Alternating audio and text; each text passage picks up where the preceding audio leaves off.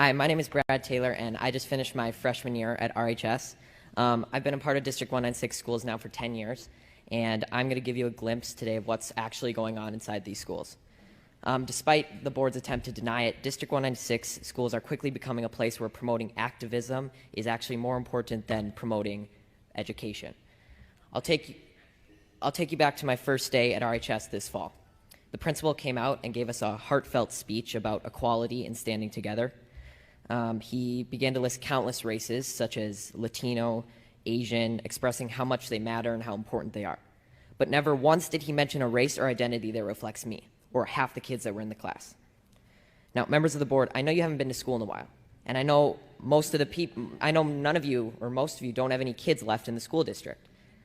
But you must admit how uncomfortable it will be to be characterized just by your skin color on the first day of school, and be thought that you were wrong just because of your skin color.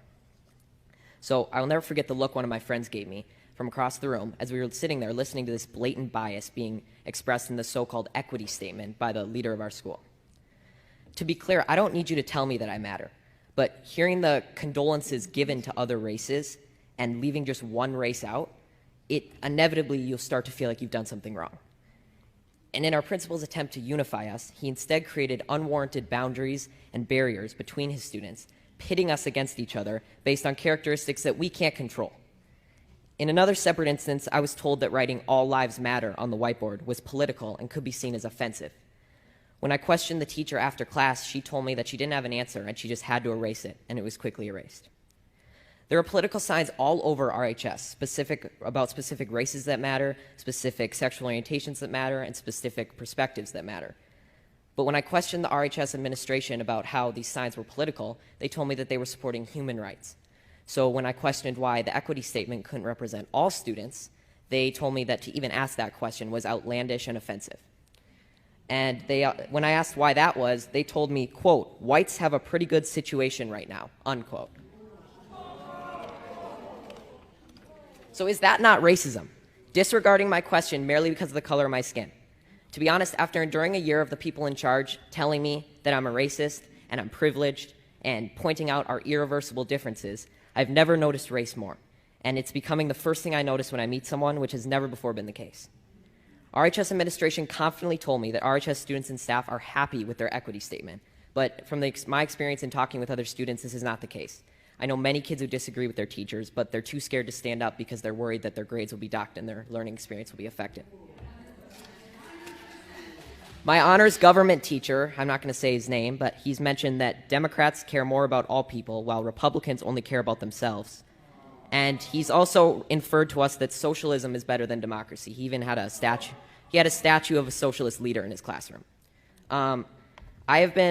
I've been told by a lot of kids that they just stay silent and adjust their schoolwork to reflect an acceptable opinion to secure a good grade.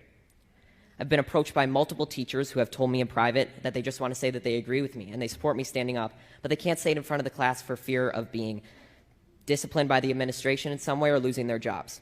There is clearly only one way to think in this district, and that is that they are teaching their kids to shut up if they don't agree. Now, members of the board, I want you to take a good look at yourselves in the mirror tonight and ask, are you really standing up for the equality of all people, or are you just pushing a damaging political ideology on our students? A fellow coworker at my job, who, by the way, is of color, discreetly told me that the schools seem to be pushing a very leftist agenda in class.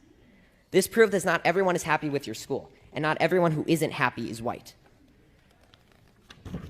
Now, due to all these instances I've mentioned and many more that I can't fit in this 5-minute speech, I've decided to leave this district and continue school on a private Christian school online.